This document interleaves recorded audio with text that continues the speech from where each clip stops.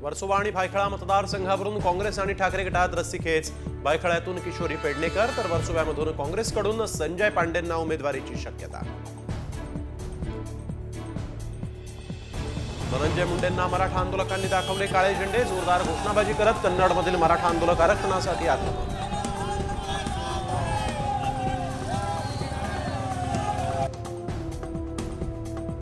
राज्याची आर्थिक घडी उद्ध्वस्त झाल्याचं वास्तव लपवून सरकारचा फुकट घोषणांचा भडीमार। तर लाडकी बहीण लाडका भाऊ योजना फक्त लाडकी खुर्ची वाचवण्यासाठीच। संजय राऊतांचा पुन्हा घणाघात।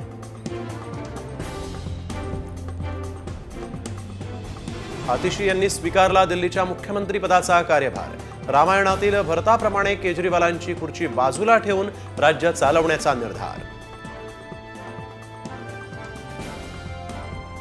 कोल्हापुरात ठाकरे गटाच्या पदाधिकाऱ्यांचा मेळावा। उत्तर विधानसभा मतदारसंघामध्ये काँग्रेसच्या जयश्री जाधव आमदार, मात्र ठाकरे गटाला जागा मिळावी अशी मेळाव्यामध्ये मागणी। धनगर आरक्षणाच्या प्रश्नी आज आमदारांची बैठक। नरहरी झिरवाळांच्या अध्यक्षतेखाली बैठकीचं आयोजन। सर्वपक्षीय आदिवासी आमदार होणार सहभागी।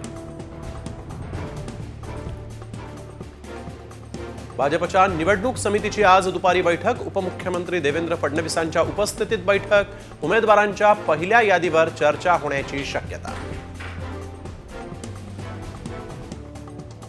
ठाकरे गट मनसेनंतर आता शिंदे गटाचंही वरळीवर विशेष लक्ष। आदित्य ठाकरे अमित ठाकरेंनंतर आता श्रीकांत शिंदेंचा वरळीतील नागरिकांशी संवाद। वरळीतून विधानसभा लढवण्याचं ठरलं नाही, मात्र राज ठाकरे सांगतील तिथून मी लढेन। अमित ठाकरेंकडून विधानसभा लढण्याचे संकेत।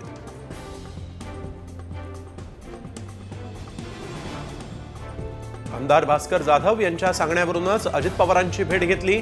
विक्रांत जाधव यांचं स्पष्टीकरण, तर भेटीत कोणताही राजकीय हेतू नाही असंही विधान।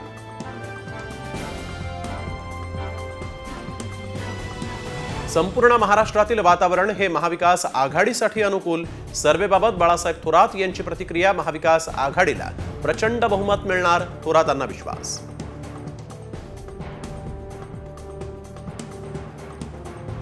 कांदिवलीमध्ये महायुतीत वादाची ठिणगी। भाजपचे अतुल भातखळकर आणि शिंदे गटाचे प्रकाश सुर्वे यांच्यात मतदारसंघातील कामावरून जुंपली।